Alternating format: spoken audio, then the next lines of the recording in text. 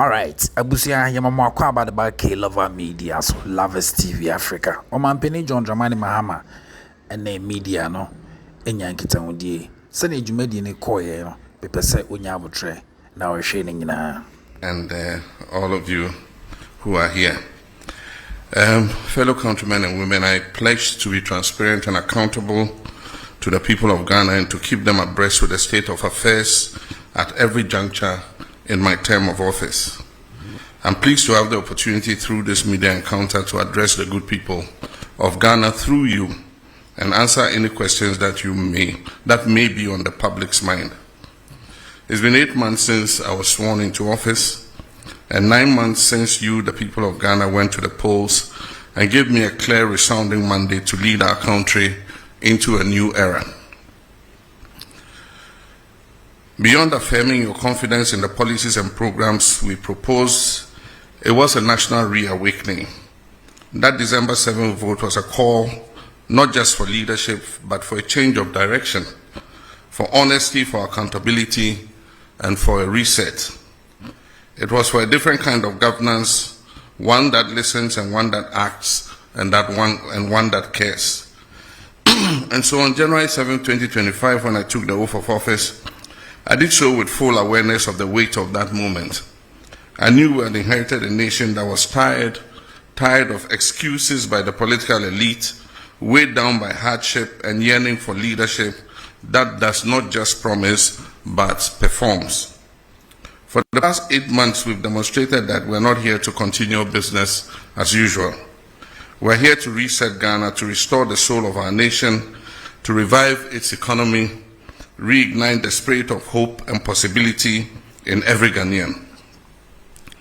Through our prudent and people-centered economic management plan, we've slashed nuisance taxes, we've rescued our power sector and averted the doomsday crisis, which was handed over to us.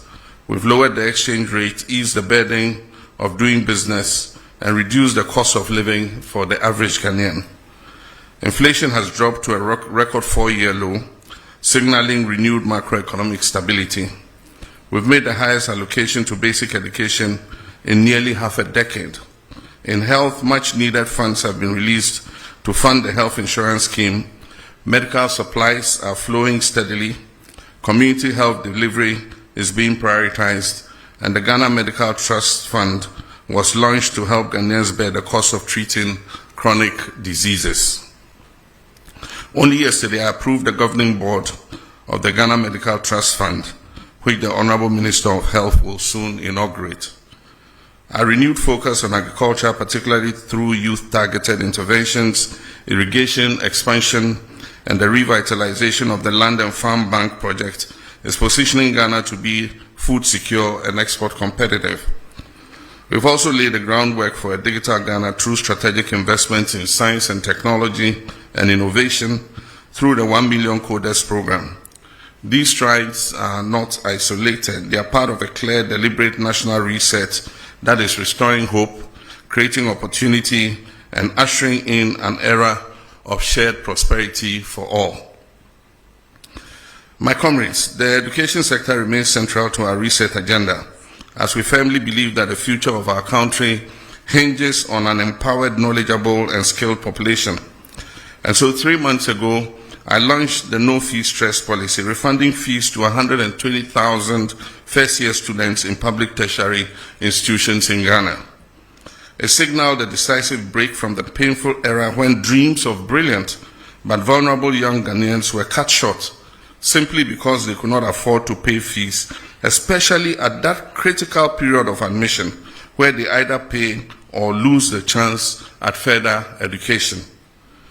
We're not stopping there. The no-fee stress policy is intrinsically linked to our broader student loan plus policy, which will ensure that no student is left behind in subsequent years of study.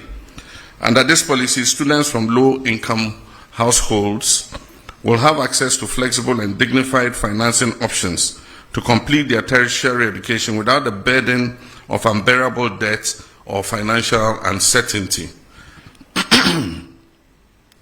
The implementation of the free tertiary education policy for persons with disability has commenced, removing a key barrier to higher learning and affirming our belief that education must be a right and not a privilege for every Ghanaian, regardless of their physical ability.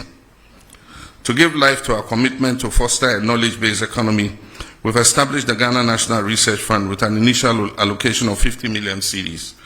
This is a step towards deepening research and innovation across all sectors: science, technology, humanities, and the arts.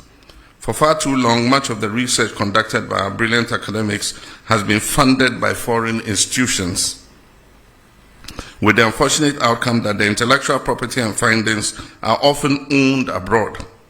With this fund, we will slowly but certainly reverse that narrative by empowering our own researchers and ensuring that Ghana owns the knowledge and innovations produced by its intellectuals. As part of our commitment to research excellence, we offer full scholarships annually to 5 PhD candidates at every university in Ghana. By investing in our thinkers, we're investing in our future and asserting our intellectual sovereignty. In furtherance of our commitments to inclusion and dignity, we have distributed over 6 million sanitary pads to our girl children in primary and secondary schools to keep them in school and help them end period poverty. Contrary to the widespread misinformation that was circulated before December 7, 2024, the free SHS policy has not only been maintained, indeed it has been strengthened. We've made the highest budgetary allocation in the history of the policy, as at now. A staggering 3.5 billion Ghana cedis has been dedicated to the free SHS. We understand that access without quality is inadequate, and that's why we're implementing the decentralization of feeding policy to allow the management of schools to make their own feeding arrangements to provide students with quality meals. Our commitment to foundational learning is equally strong. Basic education has received its highest budget allocation in almost a decade, reflecting our determination to rebuild the educational ladder from the ground up, with 564.6 million allocated so far for textbooks. We are addressing long-standing challenges in the system, particularly those caused by the reduced funding of the recent past. Fellow countrymen and women, we've also turned our attention with equal urgency to the health and well-being of our people. In 2025 alone, the national health budget increased by 13.4%, rising from 15.6 billion Ghana cedis to 17.8 billion cedis, one of the most significant increases in recent years. This bold step reflects our recognition of the urgent need to strengthen Ghana's healthcare system in the face of both domestic demands and global health risks.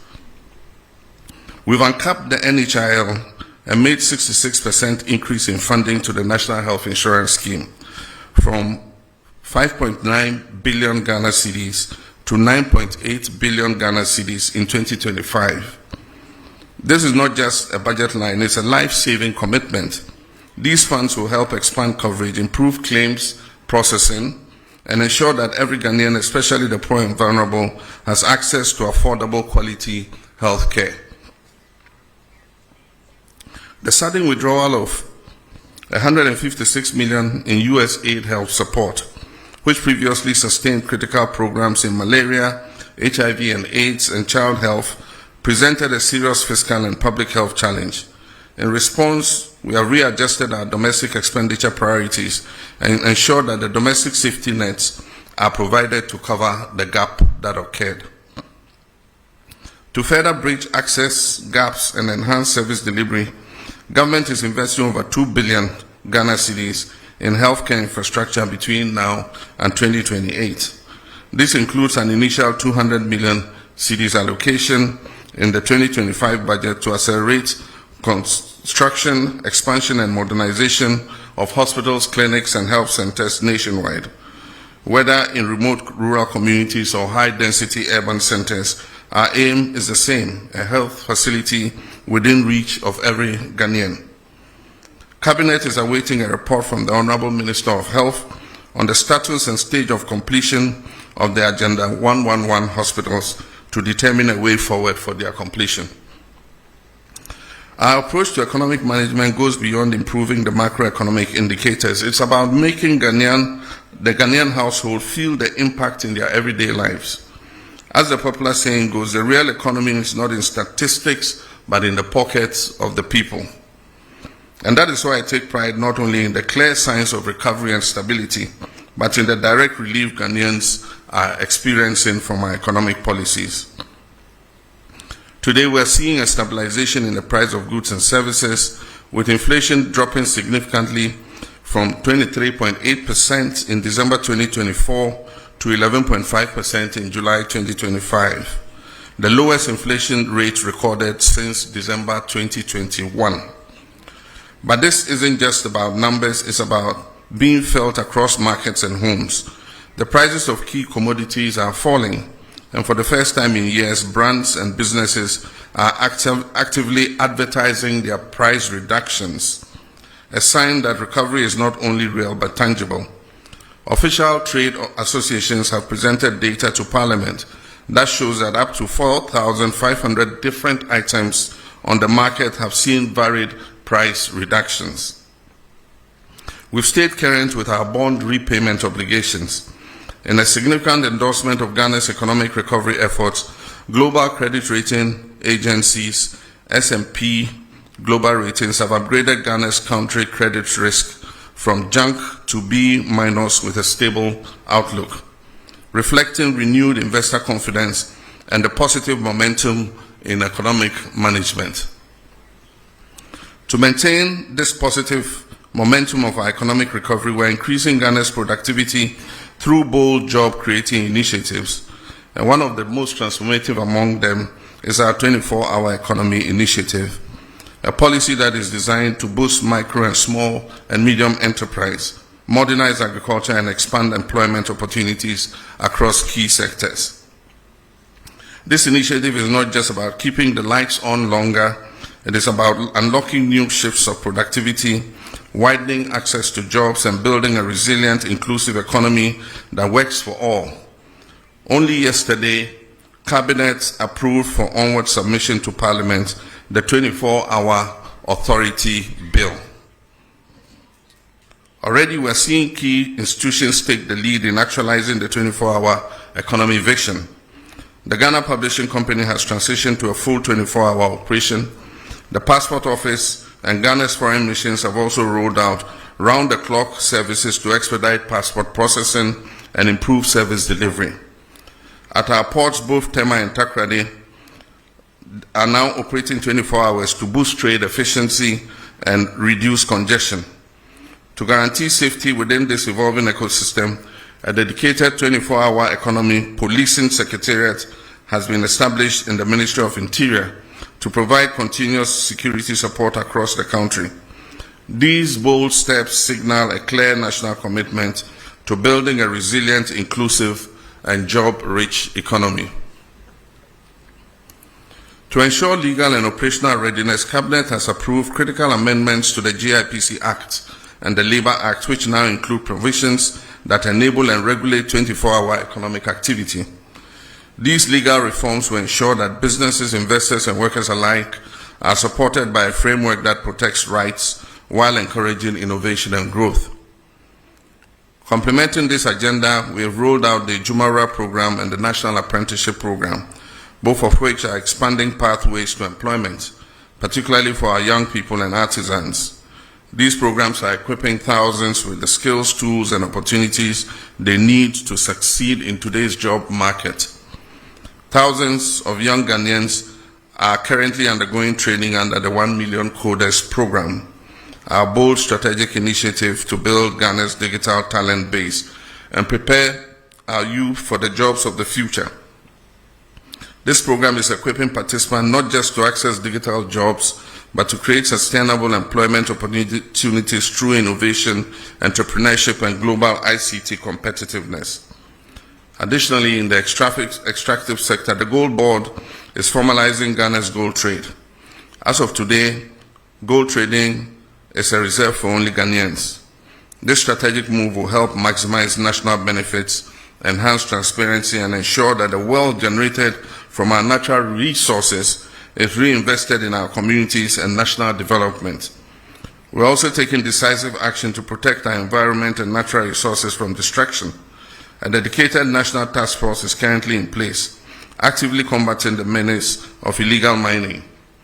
As a result of their operations, hundreds of excavators, water pumps, and other heavy equipment have been seized, disrupting the networks that have long exploited our lands and our rivers. In addition to enforcement, we are reclaiming what has been lost. 9 forest reserves have been successfully recovered from the grip of illegal miners, restoring these vital ecosystems under state protection. Our Tree for Life initiative is being actively rolled out across the country, targeting the restoration of lands degraded by illegal mining activities. Steps are currently underway to repeal LI 2462 to formalize our commitment to end mining in forest reserves. Let me be clear, since my administration resumed office, not a single license has been issued to any company to mine in our forest reserves. The repeal of LI 2462 is therefore intended just to crystallize in law what we have already demonstrated in practice, which is our commitment to protect these forest reserves. My friends, I understand that public accountability and the recovery of looted state resources are at the top of your expectations from my government. And let me assure you, my fellow citizens, that we've not wavered in our commitment for even a moment. Neither have we been complacent. What you are witnessing is not inaction, it is our steadfast adherence to due diligence, due process, and fairness in the pursuit of justice. Yes, our insistence on doing things the right way may afford those who have looted this country some temporary relief, but let me be clear, it will not grant them permanent escape. Across multiple fronts, active pursuits and prosecutions are well underway under the Operation Recover All the Loot. Over 200 cases are under active investigation, with about 80 people interrogated so far. Several prosecutions have begun, progressing steadily and remaining firmly on course. In the Republic versus Edubwan and 3 others, the state has submitted witness statements together with all other documents, and trial has commenced. And the first of 3 prosecution witnesses have been called and have been cross-examined by counsel for the accused person. With the SkyTrain case, for instance, the prosecutors have secured a trial date, as all preliminary matters have been concluded and the trial is set to commence. For the National Service Authority case, due to its expansive nature, charges have been drafted and will be filed as soon as the legal year begins against the following person: the Republic versus Osei Sibe, the Republic versus Eric Nyaku, the Republic versus Gifty Owari. Also for the National Cathedral, we are awaiting a forensic audit from the Auditor General.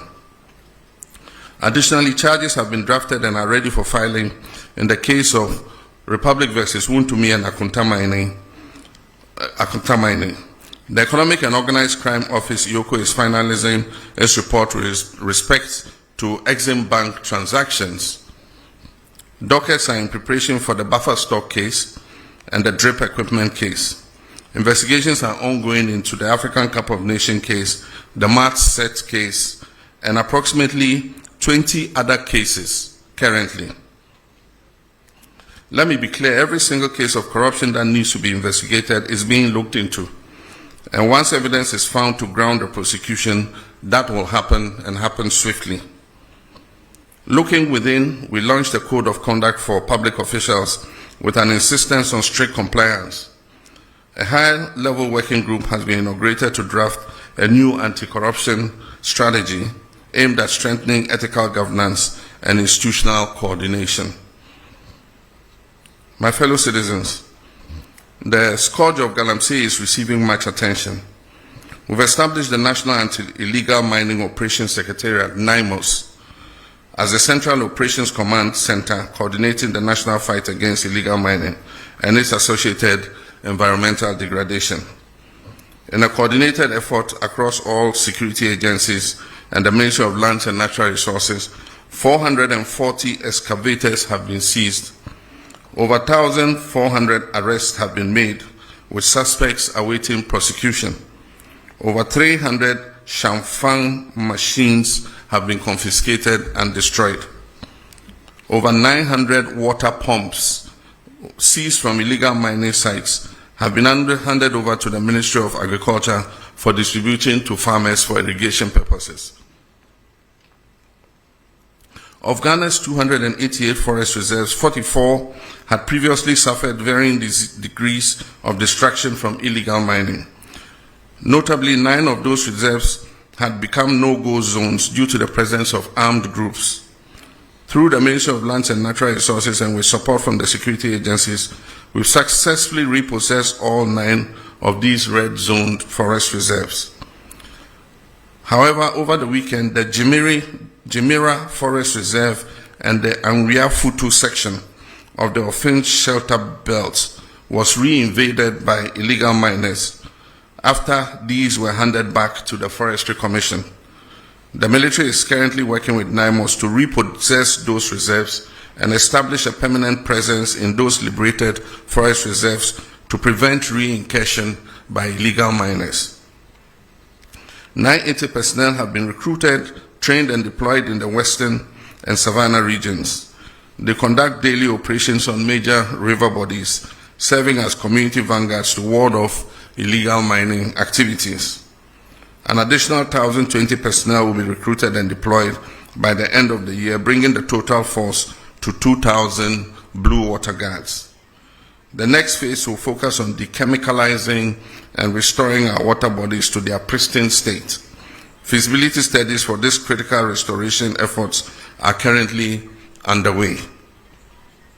In collaboration with the Ministry of Transport, the Ministry of Finance, GRA Customs Division, and the Ports and Harbours Authority, we've instituted a system for the proactive tracking of all imported excavators and earth-moving equipment from the port of entry. 1,200 excavators are going through the permitting process from the Transport Ministry, clearance from customs registration with DVLA, and tracking at the Minerals Commission. So far, we've registered 1,015 earth-moving and mining equipment. 647 have been registered and fitted with tracking devices. There are an additional 600 equipment at the port awaiting clearance. An additional 350 tracking devices are expected by September 12, 2025 to enhance this monitoring effort. The Constitutional Review Commission is actively engaging stakeholders across the country, gathering views on how best to shape the future framework of Ghana's democracy. This inclusive approach ensures that voices of citizens, civil society, and institutions are reflected in the evolving constitutional order. Friends, internal security is important for economic progress. Pursuant to our commitment to improving security, we have earmarked 1 billion Ghana cedis to retool our security agencies. The Ministry of Energy has recently granted a declaration of commerciality for the Ebang Akoma oil and gas discoveries in Cape 3 Points, Block 4, confirming their commercial viability. This paves the way for the joint venture partners ENI Vitol, Woodfields, and the Ghana National Petroleum Corporation to proceed with a full plan of development of this oil well. This milestone brings us closer to increased oil and gas production, job creation, and enhanced energy security, reinforcing our commitment to responsible resource management for the benefit of all Ghanaians. We've also approved the construction of a second gas processing plant, GPP2, to double our national processing capacity and set the stage for cheaper, cleaner, and more reliable power generation.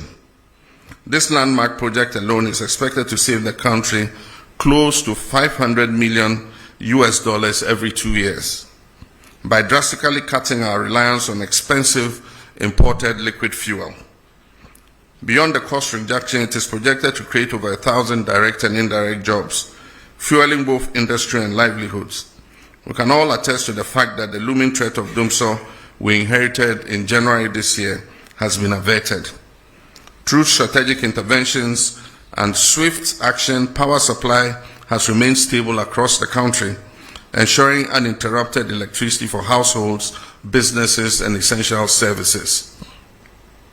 We've made significant strides in restoring fiscal decentralization. In the past 8 years, only 40% to 50% of the District Assembly's Common Fund was reaching metropolitan, municipal, and district assemblies, constraining their capacity to deliver local services. Our government has reversed this trend. District assemblies are now receiving 80% of their allocation directly. Of the 7.57 billion allocated for DACF this year, approximately 6.1 billion has gone straight to local assemblies, with a minimum of 25 million allocated to each MMDA.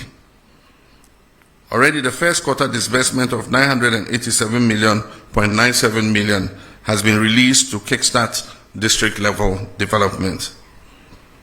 To ensure focused impact, Cabinet has approved expenditure guidelines for the districts.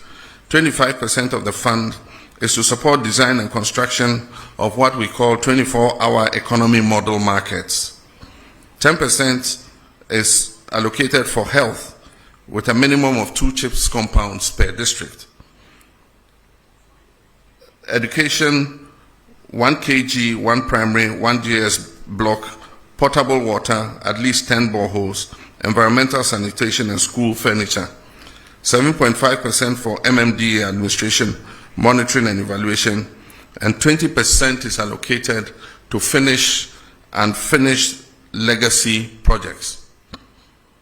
Simultaneously, all statutory funds such as 2.03 billion to the National Health Insurance Fund and 2.71 billion to GET Fund, covering NHIS arrears and free SHS, have been released in full, underscoring our commitment to public service delivery and local empowerment. Next week, I'll cut the sword in 3 locations to signal the start of the Big Push program. The first phase, understandably, covers mainly the road sector. Everyone will admit that over the last 8 years, our road infrastructure has deteriorated remarkably. This year alone, almost 14 billion Ghana cedis of our oil and gold revenues have been earmarked for the Big Push program. Critical road projects such as the Ofanko and Sawam roads, which were chronically underfunded, have been transferred under the Big Push program and recently received a release of almost 1 billion cedis to ensure speedy completion by the end of second quarter of next year. My media colleagues, our reset agenda remains on course, and I've remained unwavering in my commitment not only to the promise I made to you in the run-up to the 2024 elections, but to the principles of honesty, transparency, and probity and accountability that define good governance. I'm resolute in laying foundations for economic recovery, resetting our institutions to reflect the demands of modern governance and enhanced service delivery for every Ghanaian. I'm driven by a deep determination to see the dreams of our forebears for an economically independent and self-reliant Ghana realized in our lifetime.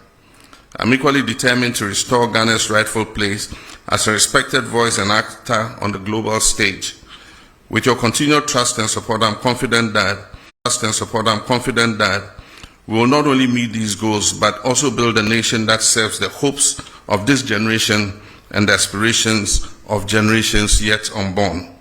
May God bless us all, and may God bless us all, and may God bless our homeland Ghana. I thank you.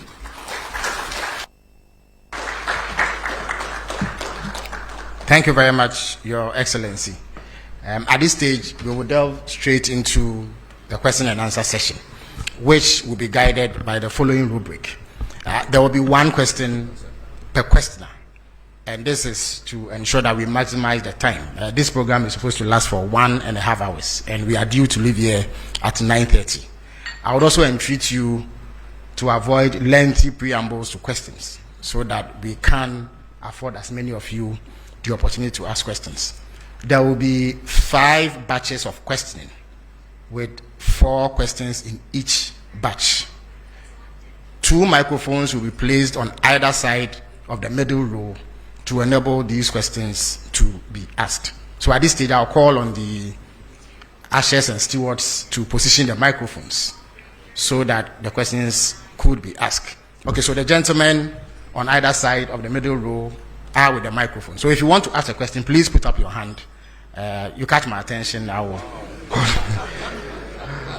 All right, so we have the president of the Ghana Journalists Association who is supposed to embody your collective aspirations. So I would accord him the courtesy of asking the first question. So Mr. Jomfo, you may ask the first question. After which I see Kojo Prekodankwa, and then the Moses of Bloomberg, and then one lady in the middle to bring the number to 4. Mr. Jomfo, you may ask your question, please. Thank you, Honorable Mr. President. Thank you so much for this opportunity, and having been given the opportunity to set the tone for the media encounter. Permit me to commend you for availing yourself for this media encounter and for your commitment to transparency and accountability. Your willingness to face scrutiny just 8 months into your term set a commendable example of good governance. We also wish to commend you for your assurance and firm commitment to safeguarding the safety and protection of journalists across the country. Now my question, Mr. President, as you may be aware, remuneration and general working conditions in the media are not the best, especially in the state-owned media, which falls under the authority of government. This situation is a key factor in our low ranking on the World Press Freedom Index under the economic indicator. What measures is your government putting in place to improve working conditions in the state-owned media and also to provide relief for those in the private media? Also, assault on journalists are on the rise, and I know this is of great concern to you as a journalist yourself and a proud member of the Inky fraternity. The Ghana Journalists Association would therefore like to know what your government is doing to address this disturbing trend. Thank you, Mr. President. Thank you very much. Kojo, you may have the microphone now. Good evening. My name is Kojo Prekodankwa, Kesben Media. In your remarks, you did touch on the issue of mining, and I want to commend your government with the achievements you chalked. But recently, we heard that Ghana Water Company is proposing almost about 280% increment in tariffs. One of the major reasons they raised has to do with Galamsey and how it is affecting them to get us good or potable water. In this way, I would want to ask, Mr. President, would you then consider the argument that we should have the state of emergency when it comes to illegal mining? Thank you. Thank you very much, Kojo. I believe I called the Moses of Bloomberg. Yes. Your Excellency, thank you very much. My name is Akol Moses, a correspondent of Bloomberg. Your Excellency, Ghana's economic indicators have turned into a positive trajectory, and buoyed by the ratings you also referenced and investor confidence. Do you think that that gives enough scope for you to go back to the international capital market, maybe for your first Eurobond after the defaults? Thank you. Okay, so we'll take the final question in this batch from the lady whose hand is up.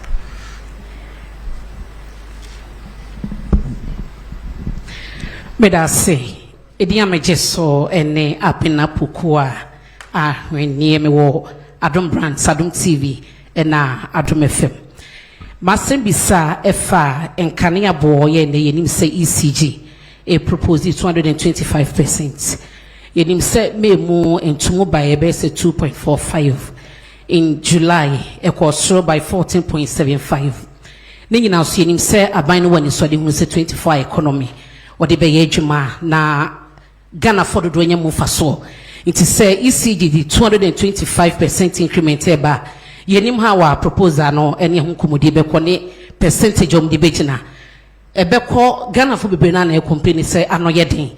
Ye bisa se betumenya nsusanso e wo 24 economy no so Ghana for butum e na ebiom so aban be hwese obeso asene eye subsidy ama omanfo ho atoma na medase. Yo medase. So His Excellency the President will field these questions at this stage. Thank you. Thank you very much, President of GGNE. Your question is a double question, one on remuneration and the other on assault of journalists. With regards to remuneration, I would say that it's not only journalists in the state-owned media who are dissatisfied with their salaries. Public service salaries are not living wages. I agree with the TUC that we must work towards a living wage. All of us are dissatisfied with the salary we get as public servants. The private sector offers better remuneration, but that's why we have to work together to grow the national cake so that we can pay ourselves better. And that is why there's agitation for cancellation of Article 71 in the Constitution, because we all must feel the pinch so that we can grow things together. But when you cushion a certain constitutional class and they have more cushy remuneration than the other people, then it creates a kind of discrimination between public service. And so our advocacy has been for an independent emoluments commission that would deal with the salaries and wages of all persons in the public sector so that we grow those wages together. In our first incarnation under Professor Mills, we established a single spine salary structure.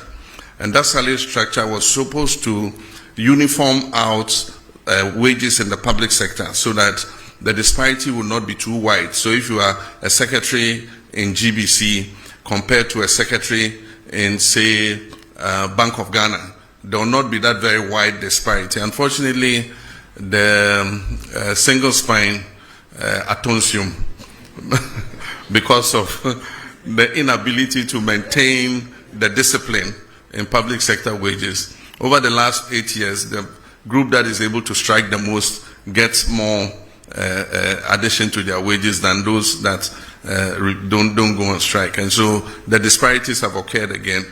And so we're in consultation with organized labor to see what we can do about reforming public sector wages. And I'm sure that if those wages are made better, journalists working in the public sector would also have an improvement in their remuneration. With the private sector, government does not have control there. And what happens is we have such a proliferation of private media that advertising revenue is not enough, to be able to maintain the kinds of salaries that we all expect. Maybe if we had fewer, then the advertising revenue would go around and people can have more. But our Constitution guarantees freedom to establish a media of mass communication. And so you cannot restrain how many radio stations you have or how many newspapers you have. And so it's something that we have to live with for a while. Natural competition will phase out the stations that are not competitive, and those that are able to survive will see that they're able to make more money from advertising. The main revenue for media all over the world is advertising. And so we'll see how that goes. I've condemned assaults on journalists in any form. Journalists are doing their job, and their job is to bring news to the doorsteps of our people and to inform them, educate and entertain them. And so at every event you will have journalists there. Unfortunately, some security personnel have developed a penchant for just harassing journalists. And so it's a matter of educating people. It's a matter of, sanctioning people who assault journalists. And I've been speaking with my president of GJA, saying that we're going to bring them together with the security agencies so that they must carry out an awareness amongst their people who provide security at events, that if you see a journalist at an event, he is also doing a job like you, the security person, are doing your job. And so you don't have the right to assault them or to manhandle them. And so we'll keep working at it. I mean, definitely, as a member of the GJA, a lifetime member of the GJA, there's no way I'll condone assault of journalists in any form.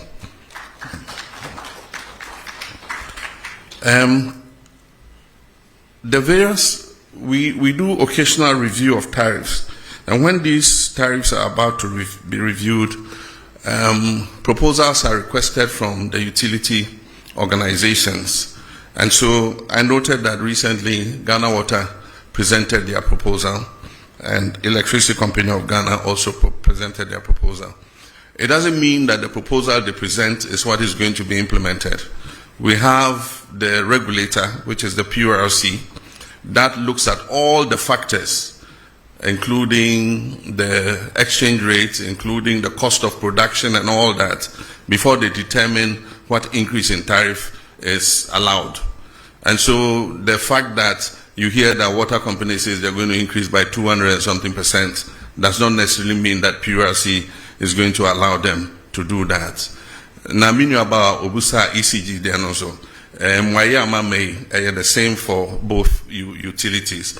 ECG so I propose 200 and something %, but I know interest PURC budget to say omuntimi into electricity tariffs musa.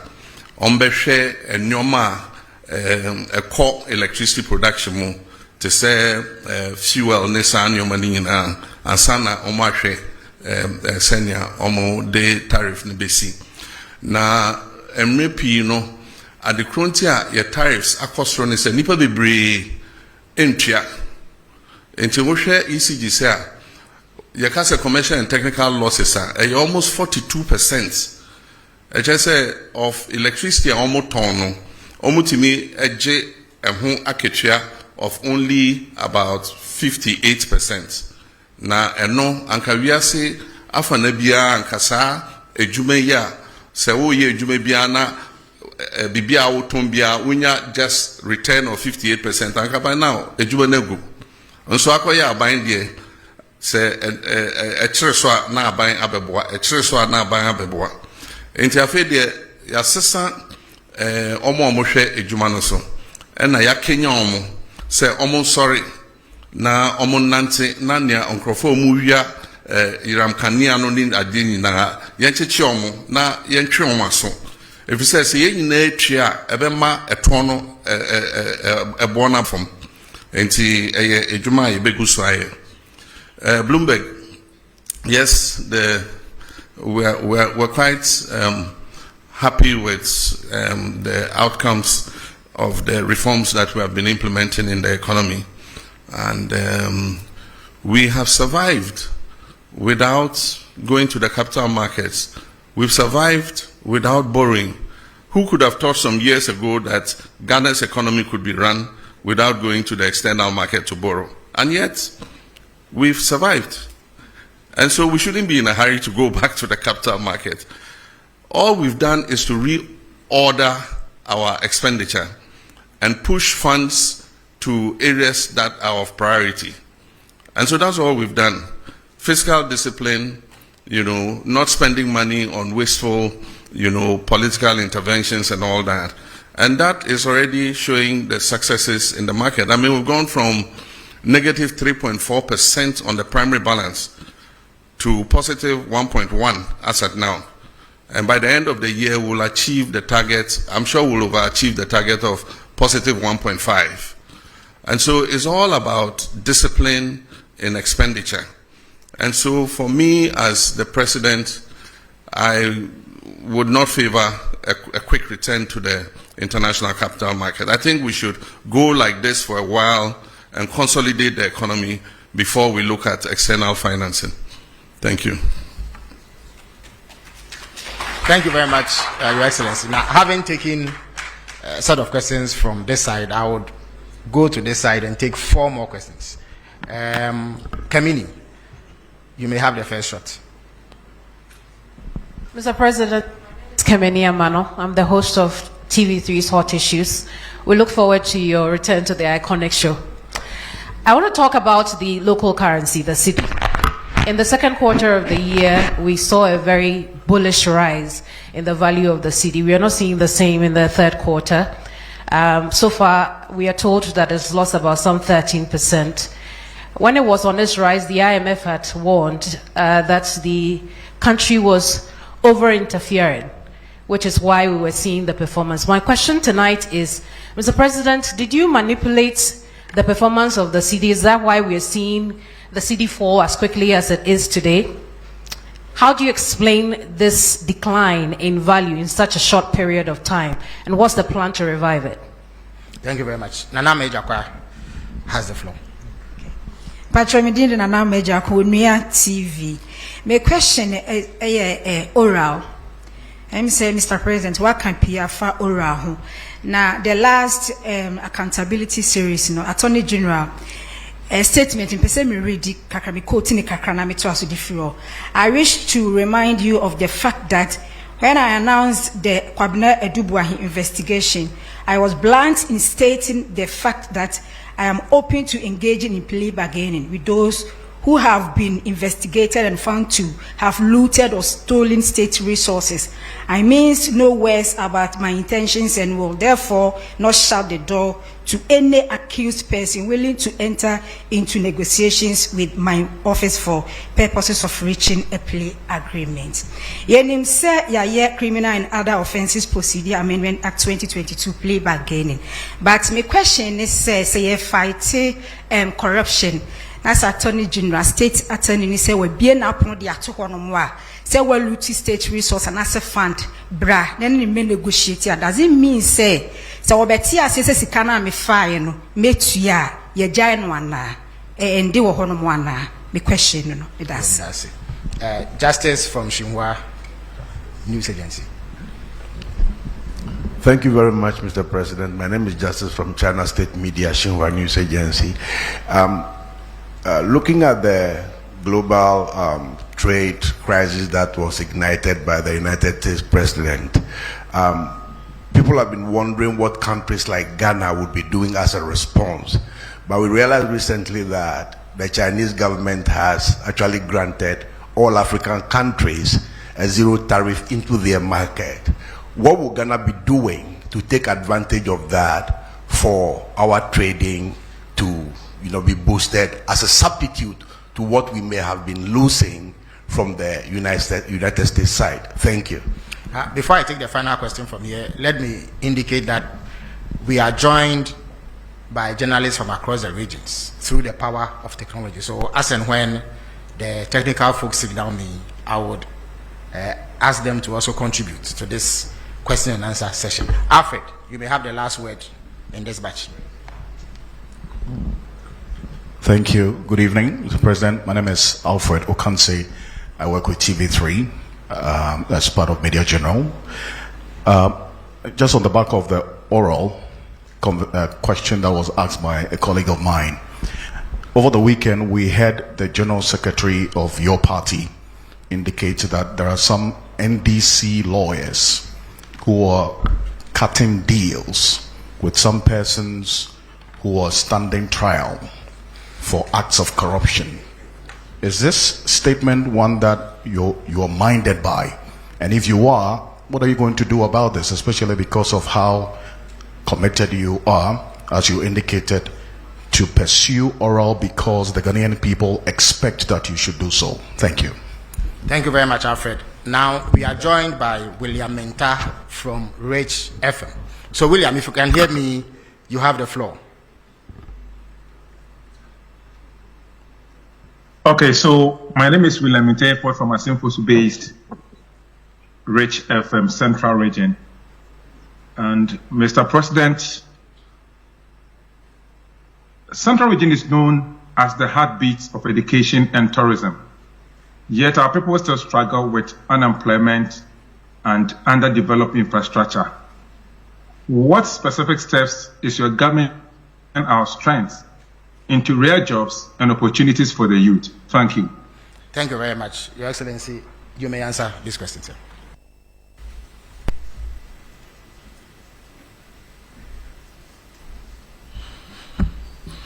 Thank you very much. The first question is about the rise in the value of the city. We recognize a very steep appreciation in the value of the city in response to the reforms that we were carrying out. And for those of you who listened to me, there was one occasion where I said, people were asking whether it will go below 10.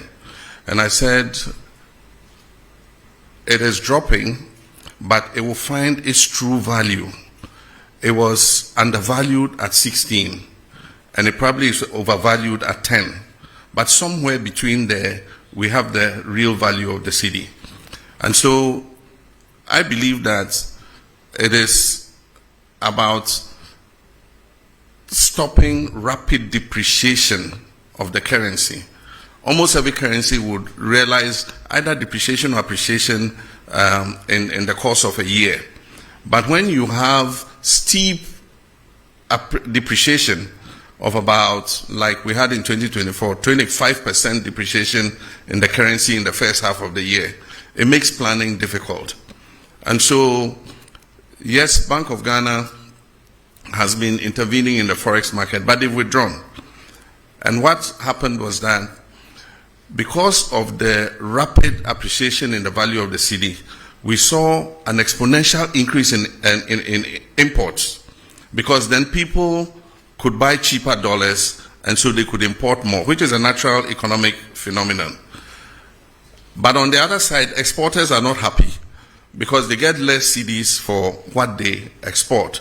And so every country tries to find out a balance where exporters are able to do good business and importers are not overburdened by high forex rates. Where that lies, I don't know. I'm not a central bank.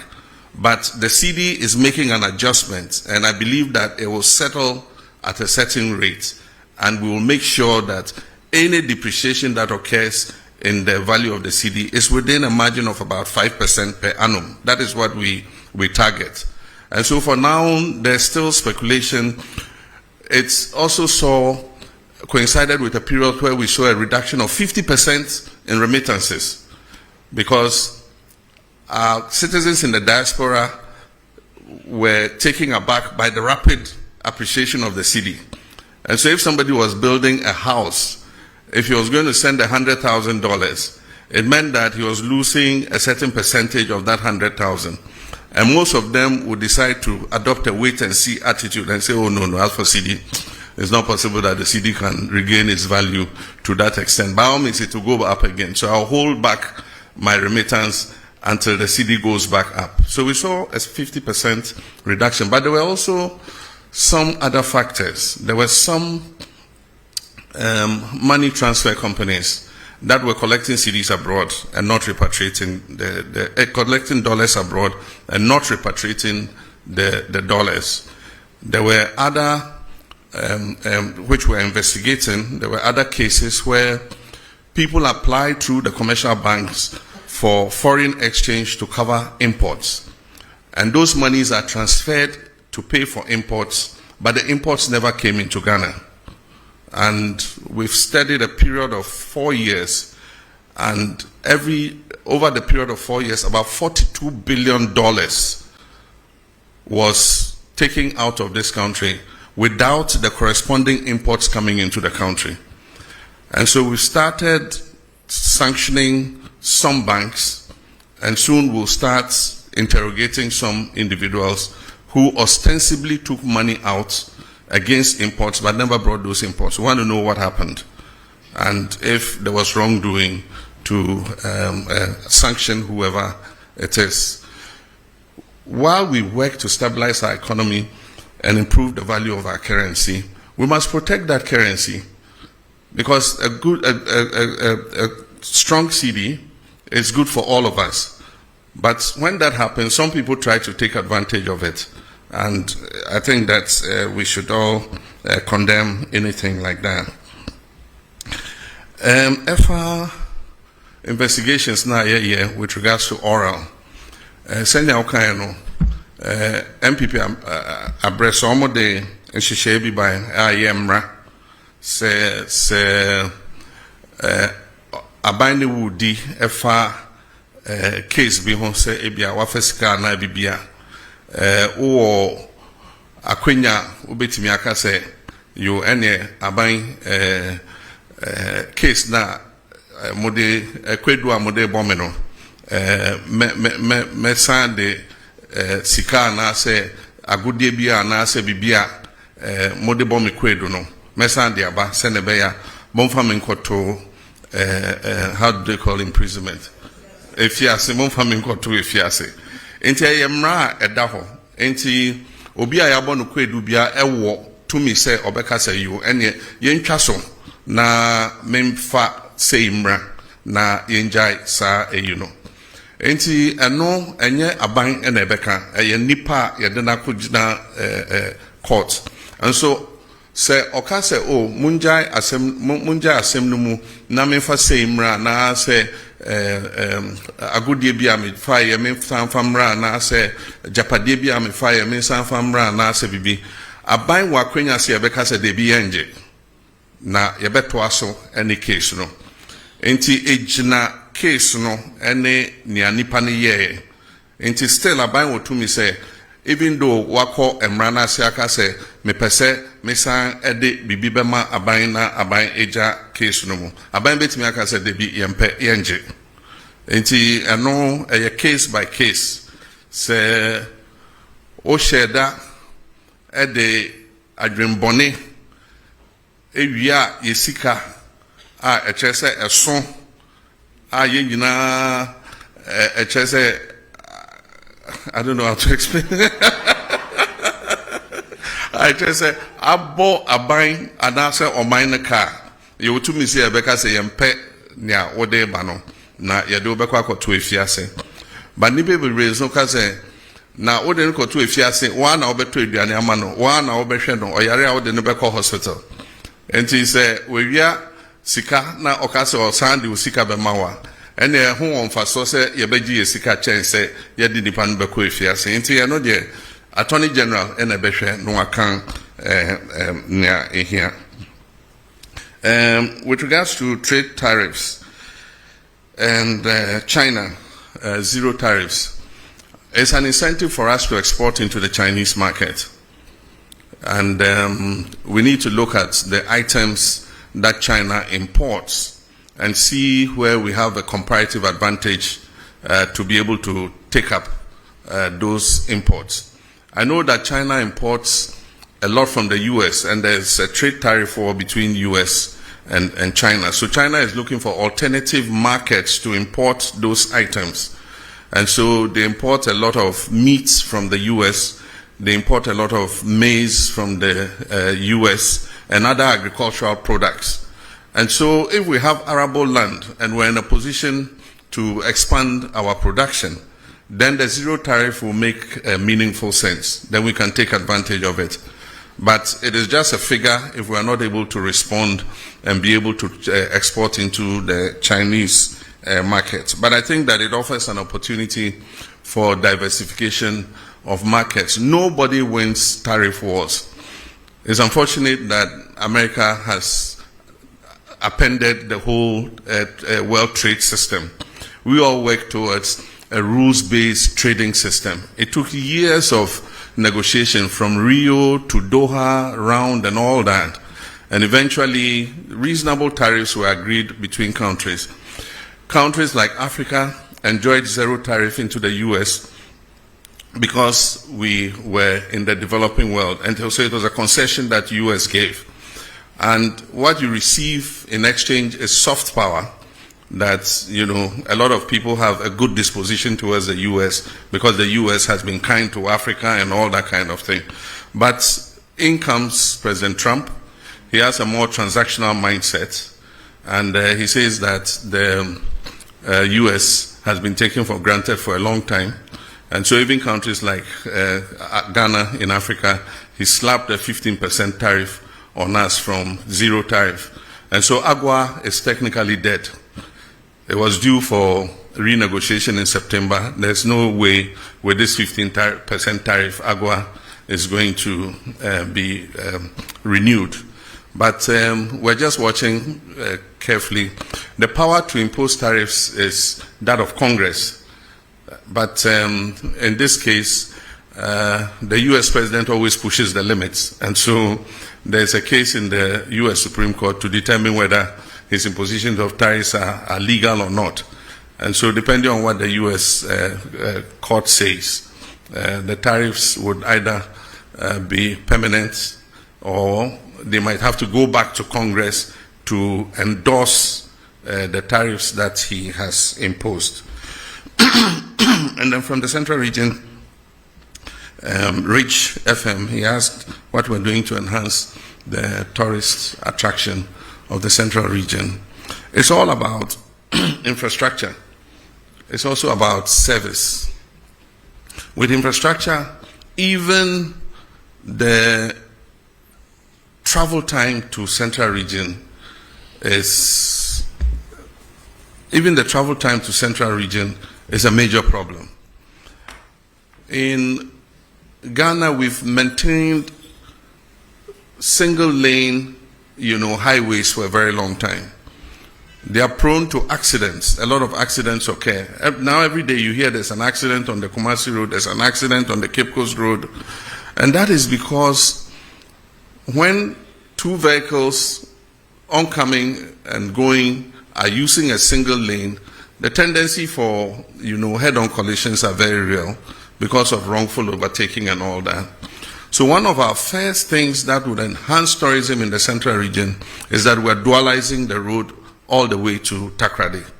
It will reduce travel time to Cape Coast. It will allow somebody to wake up in the morning, travel to Cape Coast, enjoy his tourist experience, and be back in the evening to Accra to sleep.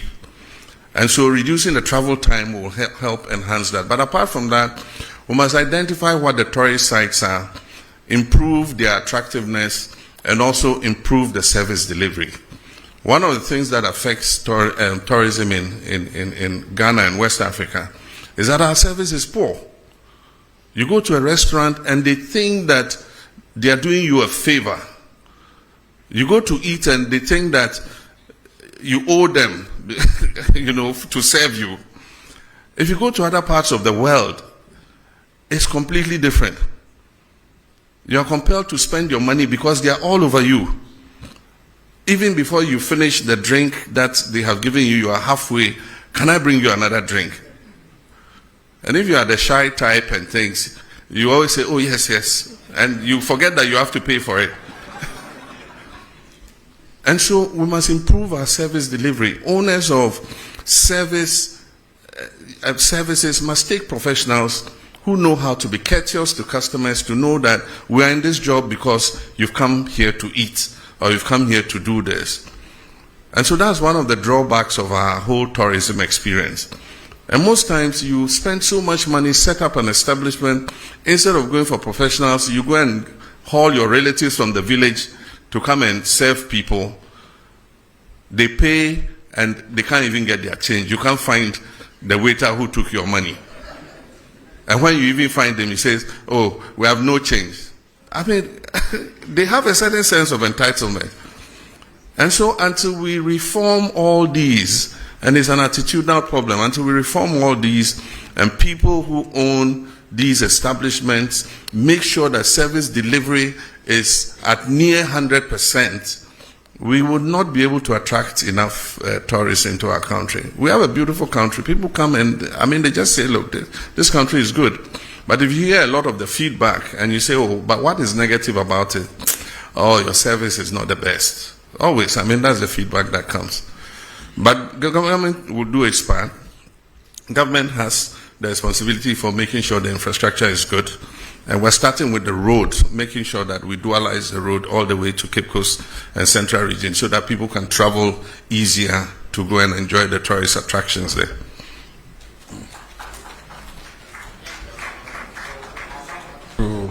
The middle row. So Bernard Avle of Channel 1, Sadiq Adams, Mahama Haruna from the Savannah region, and there's a lady at the back there, and Joshua from GH1.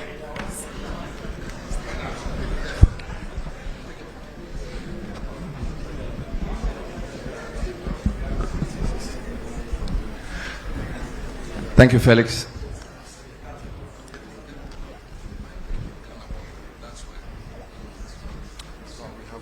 Thank you, Felix. Before my question, I'd like to indicate that there was a question on Galamsey, which I believe has Yes, not I just been prompted His Excellency, and he will deal with it. Yeah. Thank you very much. So, Mr. President, thank you for this opportunity. We are told democracy thrives on checks and balances and separation of powers. Your party has a 2/3 majority in parliament. The Chief Justice you came to meet has been removed, of course, under your hand, although the process was gone through. There is talk of the EC chair and the leadership, quote, not being fit for purpose by members of your party.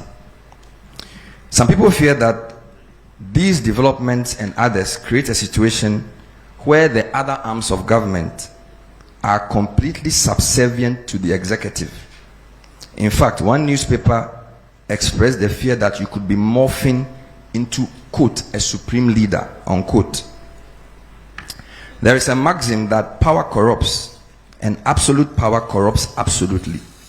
Should we be worried in your legacy term that the democracy you came to meet will be well oiled, and that the three arms of government will work not in subservience but in unison? Thank you. All right, before I come back to you, we'll cross over to Tamale and take a question from Abdul Mujiz from Tamale. Sagani TV from Tamale. Abdul Mujiz, you have the floor if you can hear me. Thank you very much. Mr. President, good evening. My name is Ba Abdul Mujiz from Tamale. My question has to do with the Tamale and Yendi water project. I would like to know when.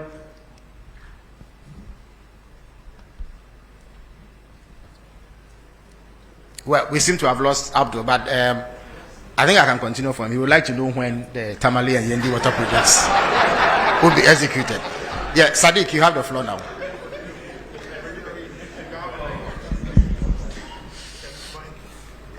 Good evening, Mr. President, and thank you very much for this opportunity. My name is Sadiq Adams from Angel TV and Angel Radio. Mr. President, the question is on national unity and peace.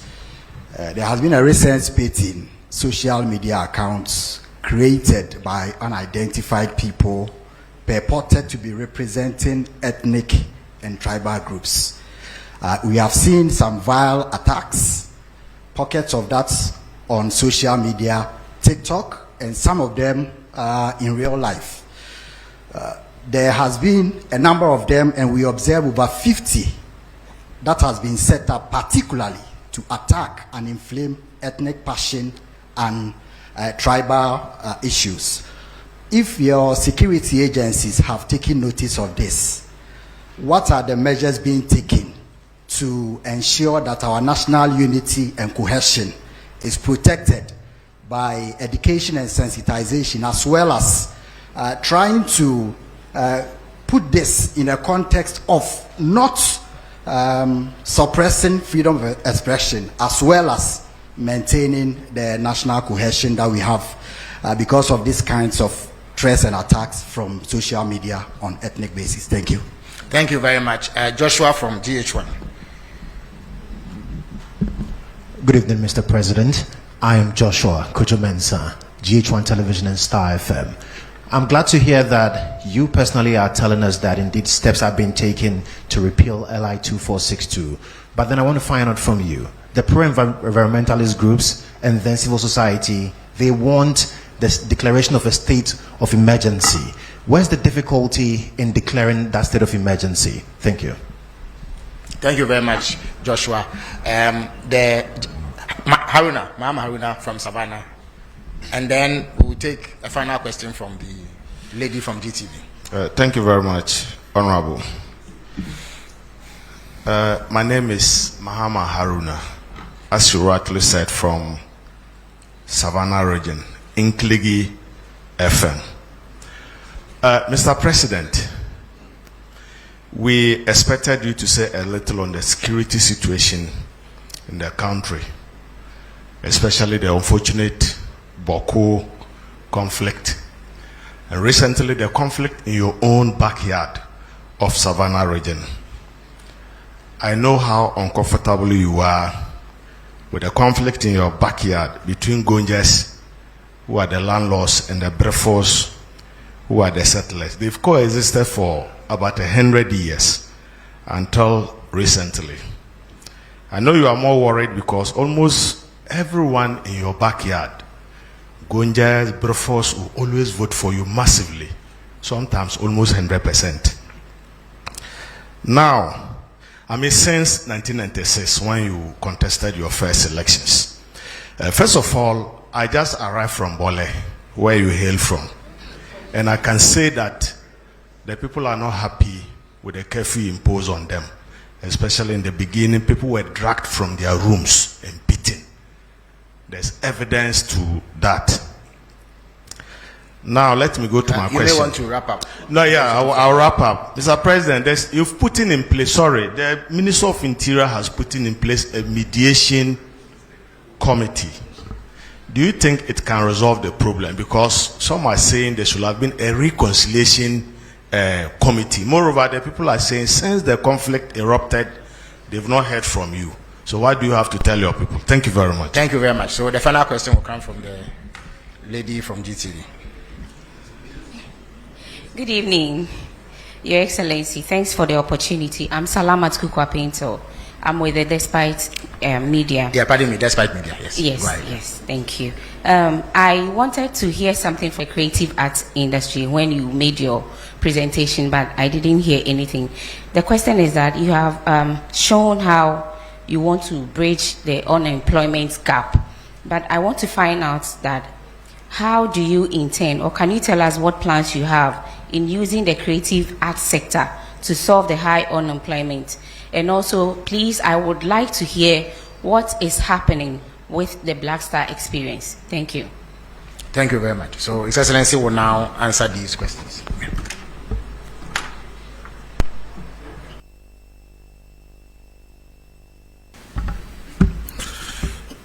Thank you very much. Let me first apologize for missing one of the questions, and that is the accusation that there's interference in terms of the oral investigations. I would have very conveniently said the General Secretary himself is here, and so I'll call him to present his evidence to the public. But I can assure you that there's no way anybody can interfere. I cannot be in people's mind to stop them from attempting to interfere, but I am responsible for making sure that that interference comes to naught. And so I closely monitor. I hold regular meetings with the Attorney General. He briefs me on the status of investigations. And so I'm confident that, the cases will go ahead based on their merits, and that nobody would have the opportunity to interfere. If anybody goes lobbying people or paying people to interfere, they probably are just throwing away their resources. All cases will be investigated and come to their logical end. If people are exonerated in the courts, I mean, that's what justice is all about. We will do our part, and we're being painstaking in preparing the dockets, and that's why people are complaining that it's a bit slow. But you don't want to hurriedly take a docket to courts and have it thrown out on technicality, and that's why you need to make sure that by the time a docket is prepared and prosecution starts, you have a watertight case that will ensure that you get a conviction. And so that's the process that we're going through. There was also a question that was tied to water, but it also had to do with Galamsey. It says that the justification for water company asking for such a steep increase was because of the cost of treating the water. And I answered it in terms of the tariff, but not in terms of the Galamsey in the water. But in my statement, I indicate that we've just started with the Blue River Guards. We're training more and more of them. These are long expanses of water bodies. And so far, those we've trained are 600 and something. They are not enough to cover even the length of the Ankobra. And so as we recruit and deploy, because they patrol the water bodies, if they see any Shamfam machine on the water body, they seize it and we burn it, we destroy it. And so I gave you the number of Shamfam machines we have seized and destroyed. As we continue to increase the numbers of these Blue River Guards, I'm sure that we'll be able to cover the tunnel, we'll be able to cover the Pra, we'll be able to cover the Ankobra. And we hope that then we will start seeing, some reduction in the turbidity of the water. But even more than those on the water bodies, the destruction is the forest reserves. Because the rivers take their catchment areas from the water reserve.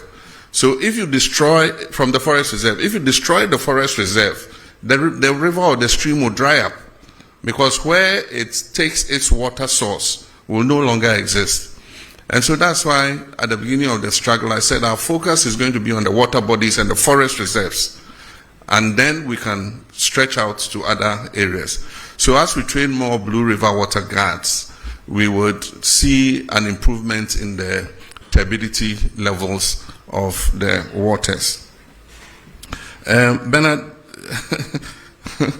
said I'm in danger of becoming a supreme leader.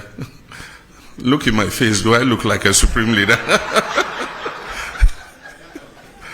And that is to paraphrase Prof. Star Atamils, do I look like a cat hunter? Do I look like a supreme leader? I'm a Democrat true and true. And even when we attained 2/3 of parliament, I said that we're not going to use it to ride roughshod over the minority, and that we're going to give opportunity for democracy to flourish.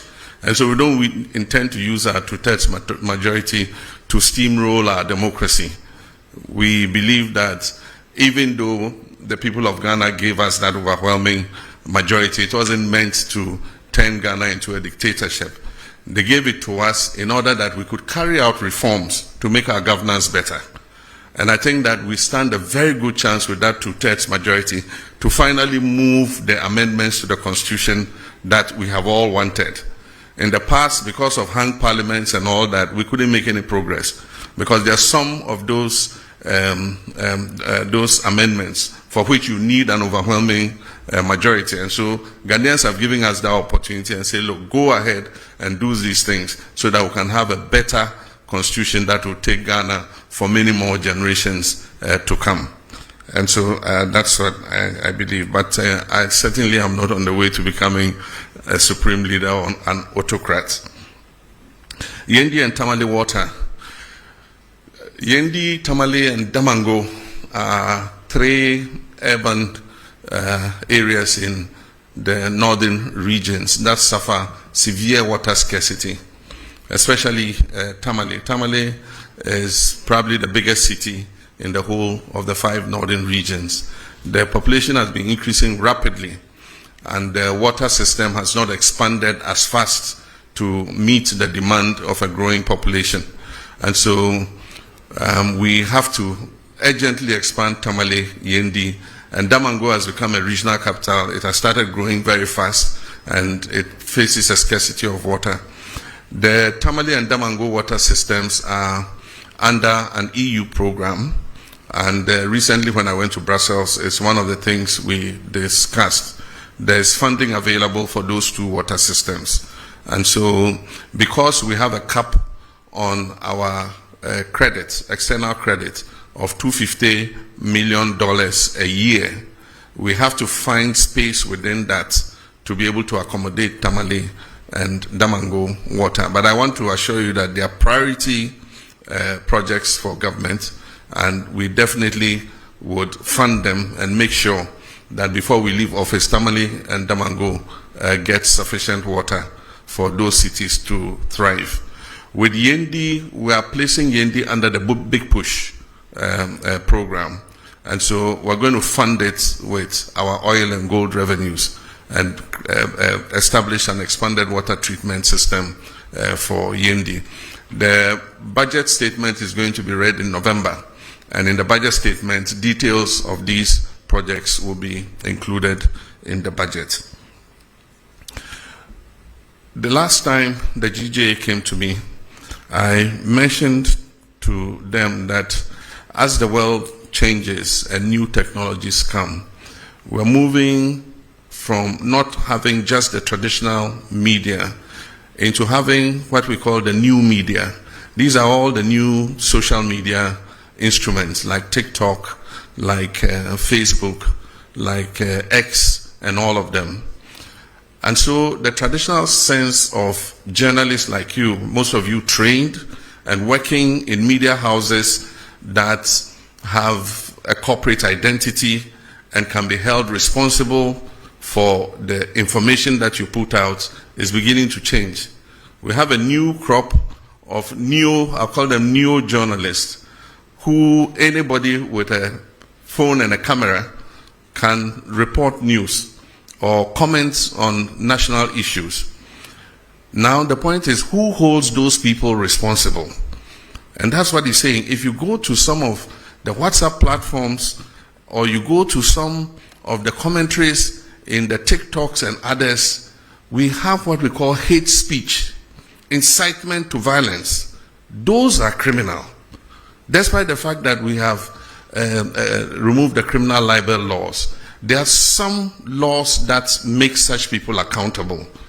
Because if we don't regulate that sector, it can lead this nation to war. There are some of the incendiary statements that have been made in the Boko situation that are fueling some of what is happening there, making people hate each other and see each other as enemies. It's been the same in the Gonja Brefo thing. Some people fanning and inciting violence against each other. This falls in the ambit of the National Signals Bureau. And so the National Signals Bureau now has the technology to use your IP number and find you wherever you are. So I'm sending a signal to Ghanaians that we can find you those doing those hate speech and things. We'll use your IP number, we'll trace you. And when we trace you, we'll deal with you under the criminal code for inciting violence and disturbance of the peace. But I believe that beyond that, we must start making regulation for this new media because it's unregulated.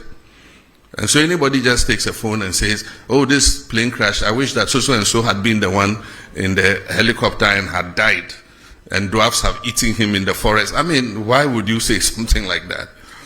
And so we need regulation for that new emerging media. But in the meantime, the National Signals Bureau has been given the full authority to track down people who do that kind of thing and bring them to be sanctioned under the criminal code. I've been reluctant to implement a state of emergency in the Galamsey fight because we've not exhausted the powers we even have without a state of emergency.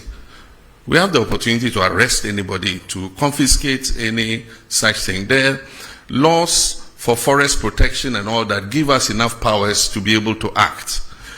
Implementing a state of emergency might sound nice, but it should be the last extreme, the last resort. So for now, let's exercise all the powers we have.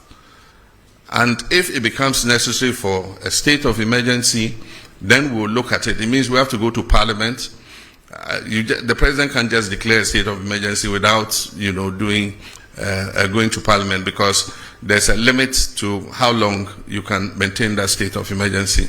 And so I believe that we still have leverage to continue to fight Galamsey without necessarily implementing a state of emergency. It means that we have to delineate the areas where the state of emergency is operational. And if you look at the area where Galamsey is taking place, it covers several districts of our country.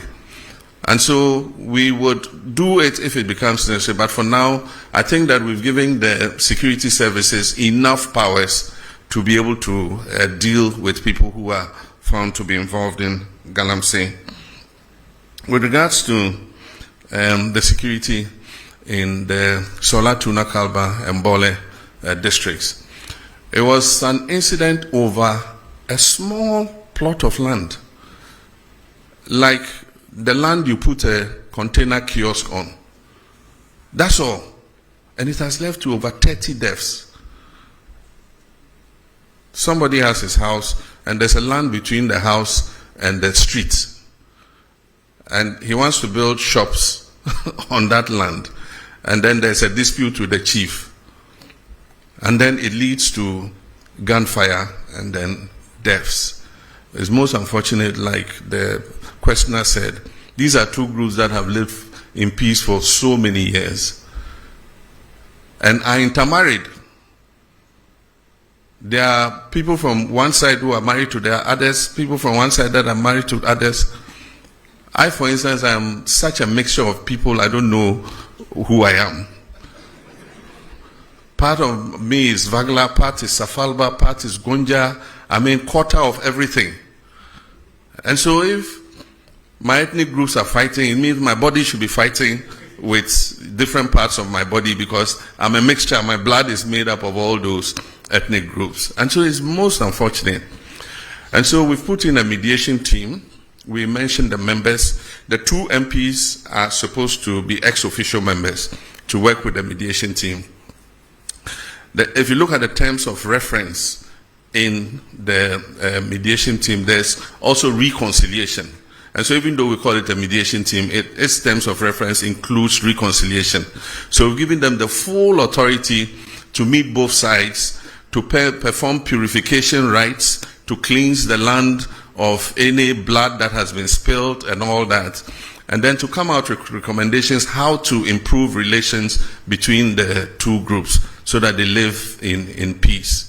There are few feudal practices that have been complained about, you know, where people are called to chiefs' palaces and shipped, or they are forced to give up their animals and things. We need to look at all those practices too as we go forward. We're in a modern society, and so sometimes some of these things we must take another look at them. I've been accepted by all sides. Indeed, sometimes my greatest supporters were people of other ethnic extractions other than my own Gonja extraction. I won elections not because I was a Gonja, but because of the person that I was, you know, and I enjoyed a good relations with everybody.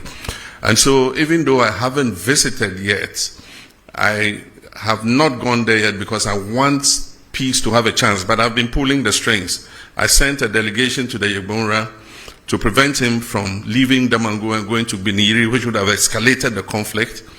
And he listened to me as a father, and he refused to go. I stopped the Bolera too from going there. We gave the chiefs an escort to go and see the place where the incident happened. And I think that that has lessened tensions. As I speak, we've given the security services the authority and the resources to begin to bring some of the displaced people back to their communities. And so we're going to work hard to make sure that we bring peace to Gonjaland. We need peace to develop. Our common enemy is poverty, it's not each other. Savannah is one of the poorest regions in the country, and so we must rather be fighting poverty rather than fighting each other. The last one, the creative arts. The creative arts is one of the important sectors. What we notice is that the creative industry creates jobs faster than the traditional sectors that we have known. By the time sector or manufacturing creates one job, the creative sector, digitalization, knowledge industry, arts and things would have created about 5 jobs. And so that's an area in which we have to continue to invest. And that is why we created them as a ministry together with tourism. The Black Star experience will take off. They've been working on all the foundational issues, and you'll soon see a sign of it. In the next budget, we're going to make some allocation for the creative arts, for the film fund, and to support Kumawood and all the filmmakers, to support the music industry, to support the arts and all that. We need to put our money where our mouths are. And I think that the creative arts are a good representation of our culture and who we are as a people. Thank you. Excellency. Unfortunately, due to constraints of time, we would take a final round.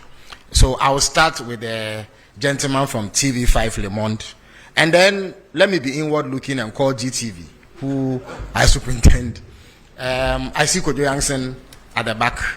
Let me come this way and call the gentleman from BBC, and then I'll give the final slot to a lady, the lady at the back. That would be it. Which of them? There are 2.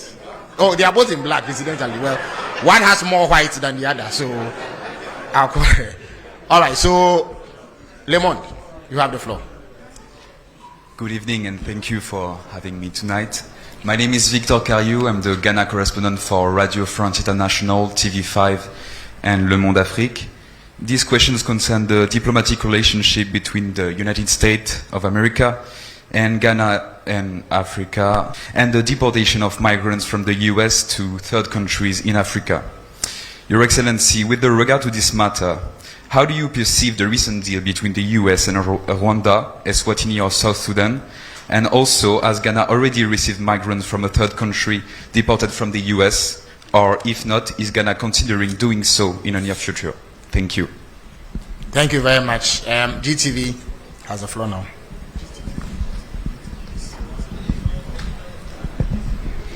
Thank you. Good evening, Your Excellency. You announced that the government will remove the minimum capital requirement for foreign investors under a revised Ghana Investment Promotion Sector Act during your visit to Japan. Your Excellency, is the government not removing the protection that shields Ghanaian enterprises by removing the minimum capital requirement? And also the concerns about the Ghanaian traders with the activities of the Nigerian trade partners in the country. There's a request for that part of the GIPC Act to be amended to make it possible for Nigerian and indeed other African traders to move more freely within the space because of ASCFTA. What are your views? Thank you. Thank you very much. Kojo Yankson has the floor now. Thank you. Good evening, Mr. President. My name is Kojo Yankson. I'm the host of the Super Morning Show on Joy. Mr. President, you've already talked about how important it is to safeguard the water bodies and the forest reserves. But over the past 9 months since you became president, the turbidity levels in the water bodies have worsened, according to the Water Resources Commission. Ghana Water Company supports this by saying that they've had to shut down several treatment plants because the water sources are too polluted for them to process. Besides that, we know that there have been increased incursions into forest reserves for Galamsey. We've also heard from your transport minister that we are importing more excavators than ever before, over 200 a day. My question about this is about its effect on the economy. Recently, the finance minister has been touting the work of the Gold Board led by Sami Jemfi for being an anchor to the economy, especially when it comes to stabilizing the city. My question is, does your government know, is your government able to tell the difference between gold from Galamsey and gold from regular concessions when the Gold Board is buying gold from local producers? And could it be, because so much of it comes from Galamsey, could that be the reason why we are seeing some reluctance recently in the fight against Galamsey, in the sense that the IGP's efforts have been stopped and he's brought back his men from the forests? Could this be because? Thank you very much. I think your point is made. So I'll turn to the BBC now. I'm Thomas Nadi from the BBC World Service. Mr. President, during our interview last year ahead of the elections, you mentioned you were going to establish special courts to fast-track the trial of corruption cases. Could you update us on how far you've gone with that? And also, some of the oral cases border on national security, particularly the Edu Boahene one. Do you intend to take them out of court? Thank you. Thank you very much. The lady in a lot of white and black. Good evening, Mr. President. My name is Bernice Abubeidulansa. I'm a broadcast journalist with GH1 Television. In your speech, you mentioned that you are committed to resetting institutions. But there are many Ghanaians watching us tonight who are either on the verge of homelessness or struggling to get money to rent, not because they don't have money, but because we are not sticking to our rent laws. I just want to ask when your reset agenda will reach the housing sector, particularly for the State Housing Company Limited in putting up real affordable homes for many Ghanaians and the Rent Control Department in protecting vulnerable Ghanaians. Thank you very much. His Excellency has granted a special dispensation for the lady in less white and more black to ask a question. After her, we will grant yet another dispensation to our friend from the Upper East region who has come all the way. And then Randia Haji of Wezo TV will bring the question session to a close. Please go ahead.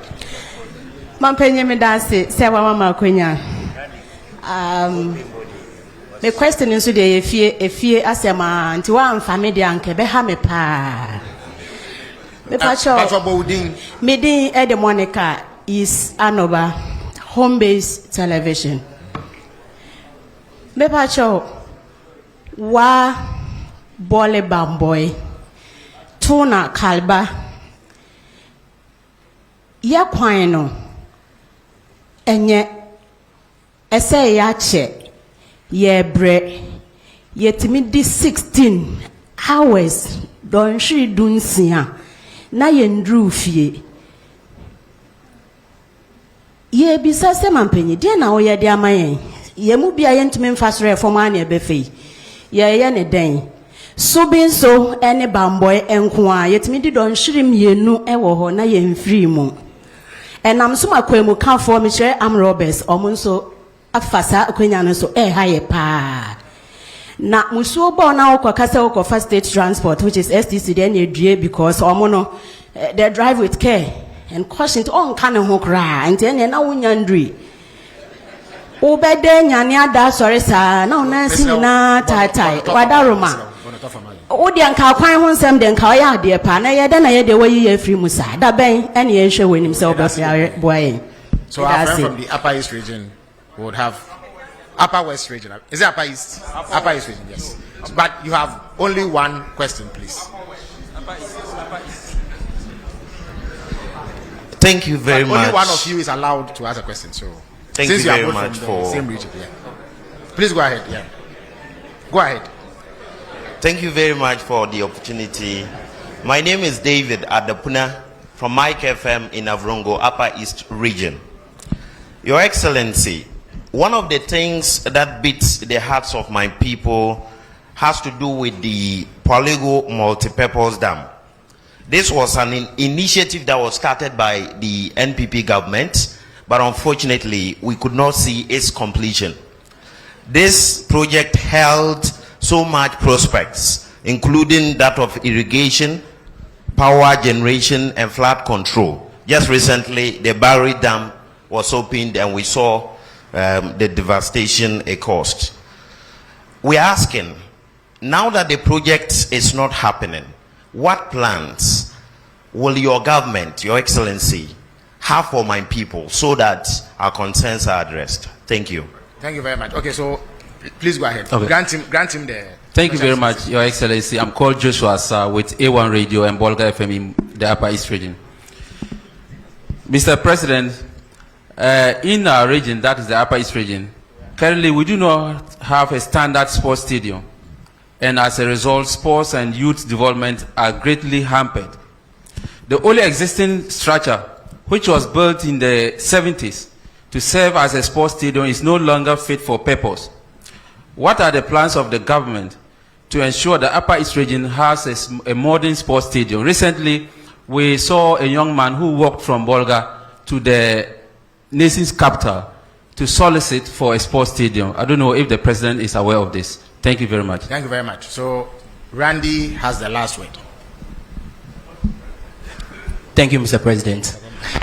Please, Mr. President, I want to find out the latest updates on the Ghana's version of Ashigame proposed to be established at Aplawa. And also, per my last checks from the whole airport, there were plans to establish an aviation school. How far with that one too? Thank you. All right. Thank you very much. His Excellency will answer these questions.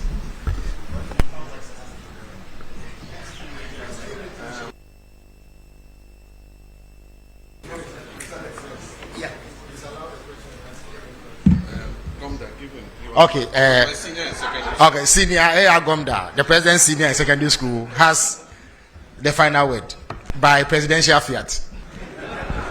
Please give him the microphone. Oh, okay. Thank you very much. Excellency, your recent directive that 2 persons be investigated for their activities regarding Galamsey went down well with a lot of people. But so far, we haven't had any outcome from it. Can you please tell us what is happening or what is going to happen? Thank you very much indeed. Okay, thank you. All right, thank you very much. Thank you very much. Senior, we used to call him Major in Ghana Secondary School. When I came to Form 1, they were in Form 3, Yeah, and he was, as a very little boy, and he was one of my protectors. He used to protect me from bullying, and that's why I gave him the last.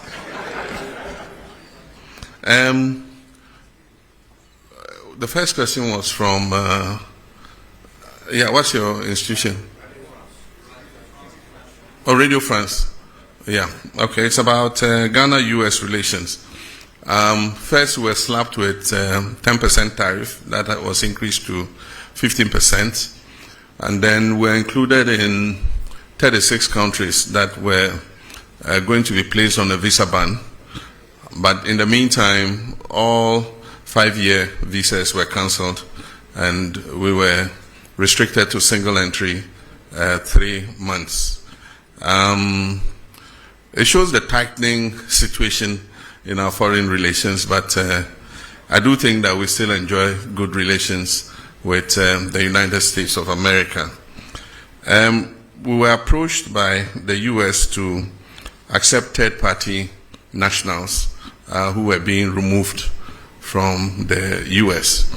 And we agreed with them that West African nationals, were acceptable, because all our fellow West Africans don't need a visa to come to our country. So if they decided to travel from US to Accra, they don't need a visa anyway. So if you're bringing our colleague West Africans back, that's okay. And so I think that agreement has been activated, and a first batch of 14 nationals came. Several of them were our Nigerian brothers. They opted to go back home, and so we facilitated, we put them on buses, to be able to go back home. One of them was a Gambian who it's not as easy. You have to get him an air ticket to be able to facilitate his travel. So what we've done is contacted their embassy to let them know of his presence so that they can facilitate his return to Gambia. And so that's the issue with regards to deportations and arrivals. West Africa has the protocol of free movement, and so any West African is free to come to Ghana and be able to stay for 90 days. And so if they decide to bring them, we don't have a problem accepting them. Then with regards to the GIPC Act, we are living in a new environment. We have the ECOWAS Trade Liberalization Scheme. We have the African Continental Free Trade Area that wants us to open our markets to each other. And so the former protective regime is changing. And so we need to review the GIPC Act to be able to take cognizance of that. And aside from that, there's limited foreign direct investment in the whole world. And so you need to place yourself in a position where you're able to attract as much foreign investment as possible. So when you put a barrier of $1 million, there are people who, with $500,000, can open a manufacturing establishment. But because you say he must show $1 million of transferred capital into the country, then you shut out that investor. And that's why, as part of the GIPC review, we're removing the minimum requirement so that anybody who wants to come and set up a business in Ghana to provide employment for our people is welcome to come. But that is different from the issue of the markets. And so there's advocacy that we should review that issue with markets. The current law restricts retail sector to only Ghanaians. And there are people who argue that it's anti-competition and so many other things. But Of course, in most countries, you want to reserve a certain portion of the economy for your people. And so Parliament is going to look at it, and eventually whatever law they pass is what we have to live with. I never expected, or I never deluded myself that the fight against illegal gold mining or galamsey was going to be an event. I mean, definitely, there's no magic wand. The decay has eaten so much over the last 8 years that it's going to take a lot of work to be able to overcome it. And I didn't expect that in 18 months we would declare victory in the fight. As the livelihoods of about 4 million Ghanaians is on small-scale mining. And so it's going to be a process. It's not going to be an event. But we will not give up. We have a determination to get on top of it. The Gold Board was introduced as part of reforms. And if the Gold Board was not introduced, I mean, those who were taking the profits from the small-scale mining sector were the foreign traders who were taking that money away. In 6 months, we have exported over $6 billion. About $4 billion of that money was going to go into the private or foreign traders. And so the first thing is you shut the stable door so that the horse doesn't escape, which is what we've done. So if it's from illegal sources, it's from legal sources. At least it's our land that is being destroyed. So let us get the benefit of it instead of foreign traders. So that's the first thing. But if you go and read the Gold Board law, it has a requirement for tracking and tracing. And as I speak, the Gold Board is working with an organization to put on a track and trace system. And so they're going to see those who have legitimate license requirements so that they can assist them in responsible mining, so that we can buy that gold off them. Once we do tracking and tracing, it's in our interest, because then we can export under LBMA, and we'll get more profit from exporting under LBMA. So the Gold Board is not just about buying gold, it's also about financing responsible small-scale mining. And mind you, small-scale mining is not illegal in this country. It's provided for in our laws. It's just that in many cases, we've not even trained the miners about what responsible mining is. You just see anybody who gets an excavator just goes anywhere and starts digging and washing. But small-scale mining takes place in Australia. It takes place in Canada. And so as I speak, we are organizing a trip for the Small Scale Miners Association to Australia. Australia has given us an invitation to bring them to come and see how small-scale mining is done without destroying the environment. And so that's something we're going to take an advantage of. And the Gold Board is leading, and the Ministry of Lands and Natural Resources are leading that charge. Only recently, our Minister for Lands and Natural Resources came back from Australia. And so we need to train these small-scale miners.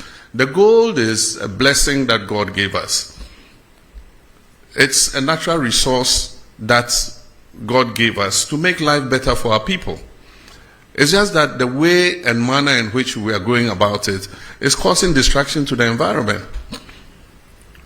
But it is the result of an increase in the gold price.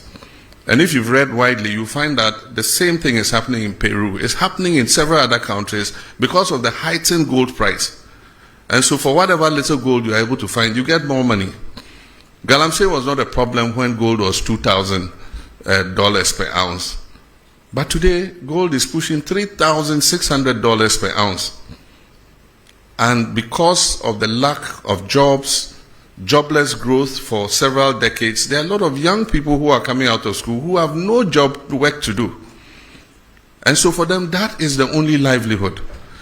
And so we must not think just about chasing them all over the place without providing alternatives for them. Because the alternative is that they should stay home and starve or go out and do something deviant. And that's why we came up with the cooperative mining concept, for which we recently lost our colleagues. They were going to launch it, the first of its kind in Anglo, because one of the things we said was that we're going to let the big mining companies cede off some of their concessions. Some of them have 400, 500 miles square. And there's gold in some parts of those concessions that they will never mine because the grams per ton of ore is so low. But yet, if you put a small-scale miner there, he can mine it effectively. And so we've discussed with them and they've all agreed. And so Anglo-Ashanti was the first. They've cut a part of the concession.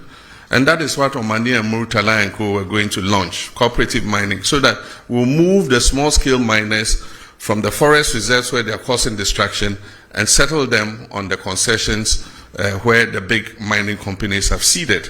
As I speak, Newmont has demarcated an area for these small-scale miners. And we have asked the big companies to mentor them and supervise them and make sure they do the right thing. So that was going to be an alternative for moving them out of the forest and other places so that they can mine under the supervision of those companies. And that's where our colleagues were going when the helicopter crashed. And so it's a program that we're going to continue so that we can give them an alternative, not just go chase them around without finding something else for them to do. And so that's something we're working on. With regards to excavators, we're enforcing the law that you must get the permits before the excavator is put on a ship. That is what the law has been, but it was not followed. And so they let the excavator land before they come and ask the Ministry of Transport for a permit. And so we've informed all the dealers that you cannot load an excavator onto a ship until you have gotten a permit. In the meantime, a lot of excavators have arrived at the port. And recently, somebody said they were being released at midnight to their owners and things. That's not true. What happens was there were so many that they had occupied a huge area of the port and congested the port. And so we found the land near Shire Hills, near the military installation. And the Field Engineers Regiment and others have been given charge to move the excavators from the port to that area so that they can free up space in the port. And they do that in the night because of traffic in the daytime. So in the night, they have the payloaders moving the excavators out of the port to the designated areas where they are supposed to be held. And before any of those excavators is released, they must be tracked, they must have a tracker on them, they must be registered by the owner of the excavator, and we must know the purpose for which the excavator has been imported. Because the construction industry also imports excavators, and so you cannot put a blanket ban on importation of excavators just because you think that every excavator is going to go into the illegal mining industry. Even the big mining companies that have licenses import excavators. And so we want to know who is importing the excavators, who it is going to. We want to be able to put a tracker on it and be able to trace that excavator wherever it is in the country. We called off the IGP's anti-Galamsey task force because they are supposed to coordinate with NIMOS, that is the National Anti-Illegal Mining Operations Secretariat. Unfortunately, they were not doing that. So every little commander in any this thing gets up, Galamsey phobia, they can't tell who is licensed, they can't tell who is not licensed. And so it was just like an attack on the whole small-scale mining industry. And so what we said was they should freeze their action, they should synchronize it with the National Anti-Galamsey Operational Secretariat so that they can be directed exactly to where to go in terms of the anti-Galamsey fight. While we're fighting Galamsey, it doesn't mean that it's a free-for-all for everybody to get up. Anybody gets up, puts on a helmet, puts on a jacket, and says, I'm anti-Galamsey. They say, we're not looking for chaos. We're looking to do it, in a scientific manner so that we do not hurt the whole of the small-scale mining industry. We talked about special courts for anti-corruption. I actually said we'll speak with the Chief Justice and see if they can create special courts for prosecuting people who are flagged in the Auditor General's report. And so that is something the Attorney General is pursuing. because every year we see Auditor General's report. It goes before the Public Accounts Commission. They say this person diverted this person misappropriated this and that, and yet no action is taken. And so Ghanaians have been saying, so what's the use of the Auditor General's report? And so we're asking the Chief Justice, can you create special courts which can fast-track action on the Auditor General's report? So people who are determined to be criminally liable after the Public Accounts Committee has sat can be put before those courts so that they are sanctioned to create a deterrent so that other people do not do the same thing that they have done. Very good question on rent and homelessness, and I'm happy to give you the microphone to ask it. The biggest expenditure in any Ghanaian's budget is rent. And even though we have laws, enforcing them has been difficult. The rent law says that a landlord cannot charge more than 6 months. But the problem in enforcing the law is the connivance of the tenant and the landlord. The tenant won't come and report that they are charging him 1 year's rent advance because he wants the room. And so that has been the problem. And the problem is because our population is growing beyond our housing capacity. So the competition for accommodation and housing is very strong. And that is why we must expand our housing coverage. And I remember in our manifesto, we have a pledge to expand housing. And in the next budget, we're going to make provision for that. I've already had a discussion with some of the associations, the organized labor associations. Some of them have funds that are sitting in their accounts. And they have members who want houses. So what I've said is government will match their funds. And so if they give 1 billion cedis, we will give 1 billion cedis. And then one of the banks, Republic Bank, has said that they are willing to also match with 1 billion cedis. So if we get a 3 billion CD fund, we can start building houses in all the districts. And as people pay their down payments, it will go back into the fund and it will become a revolving fund. And governments can give it to people. I said if you have like about 15 to 20 years before retirement, you can take a house and we'll be deducting from your salary monthly so that by the time your retirement time is up, you have your own accommodation to go to. And as we take those deductions, they will go back into the fund. So it becomes like a revolving fund so that we can increase the housing stock. But the Minister of Finance will talk about that when he reads the budget in November. Minyaba, se ufi yekrom honomo. Aha. Techiman wenchi Bamboy Bole Wa Road. A major international corridor. Na nearby adia ba say a kwine say ne say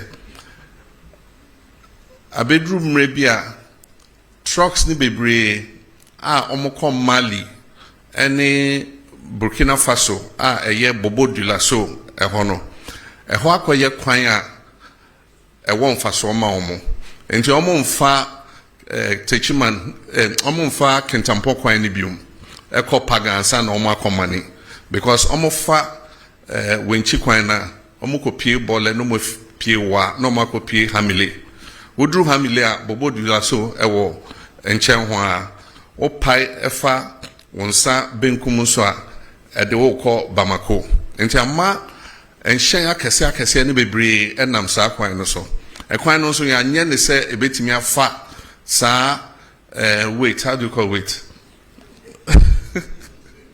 And ya nye ekwan no se nyebefa sa enyoma na omofa no emu odu aha enti ama kwan na se kra enti yese obia hokuru nso eba na na emu meboa ho na misumi free enti ye big push no ma shada de akoshe big push no mo enti nyame adom enche kra obehu se contractor egu so den na afi akachom se omo ye kwan na omo nye no senia trucks e fa so no emma ne nsa biom because afi ye hu se eho e no mo pefa enti ye kwan no ne nye ne yie se na be ya omo fa so mpo a ekwan no beche amayen na omo ye no so se bole ye mikrom enti me se contractor ne yɛ no Bole Town Roads ɔnkae na ɔnsiesie hɔ ɛma me nti ɛyɛ ade a ɛnkyɛ bia wobɛhu sɛ ɛba so.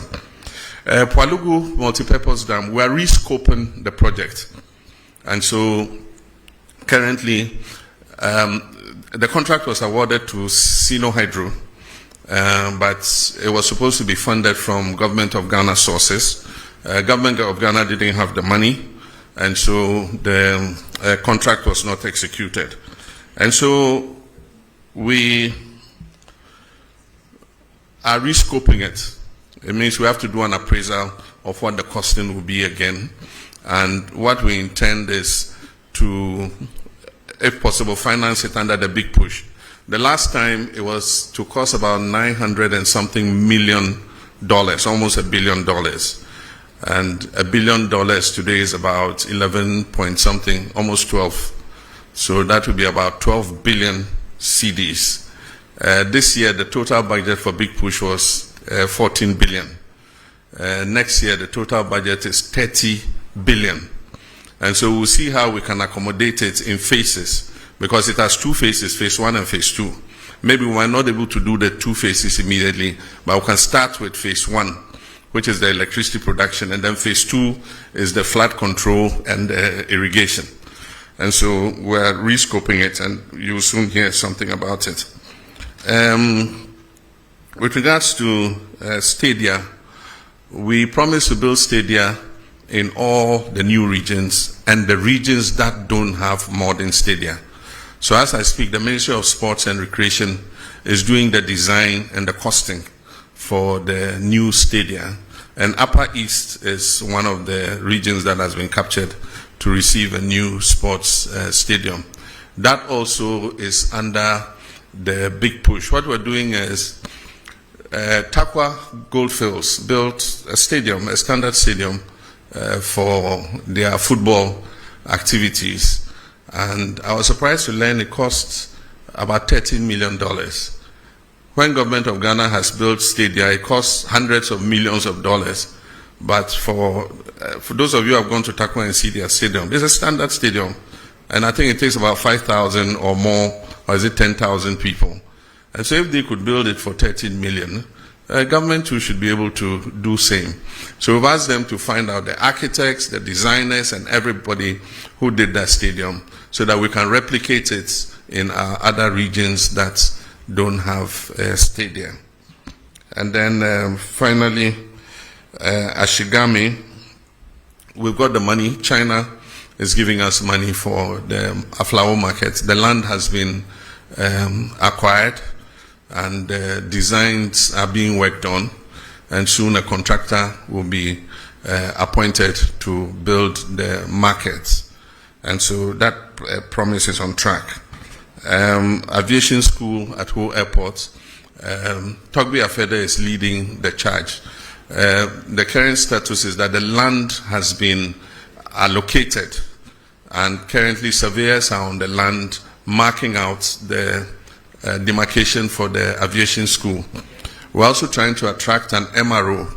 MRO is Maintenance Repair Organization. And so we want to use Ho Airport as the center for maintaining aircrafts. There are a lot of aircrafts in Nigeria and other places that if we have a good MRO in Ho, we'll just fly the short distance and come and service their aircrafts there. And so we're working on that. The last question was about the referral of two of our executives to Yoko to investigate allegations of involvement in illegal mining. That investigation is active. Some allegations were made, and Yoko is investigating whether there was any substance to the allegation. As and when they conclude that investigation, they'll give us a report, and we'll determine what should be done. So that's it. I think I've answered all the questions so far. I thank you very much for your attendance, and this is the first in several such encounters. I'll make myself available as regularly as possible to answer any questions that you might pose on behalf of the general public. Thank you very much. Thank you very much, Your Excellency. I was actually billed to give a vote of thanks, but it would appear that you have done it at presidential level. So I'll proceed to thank all of you and indicate that we'll draw the curtains down on this program at this juncture. But all right, Abusia ain't your man Penny John Dramani Mahama and our telling Kano. Yending komo have a comment session war and some truthful buy and so one question I would you say a tower commas for now expect the same car one be beside near so now one intimate beside one Odrian Hosenka or beside Anka beats me. I come on man penny in someone ye a master and now pay. AK Lover Media Lovers TV Africa. Thanks for watching.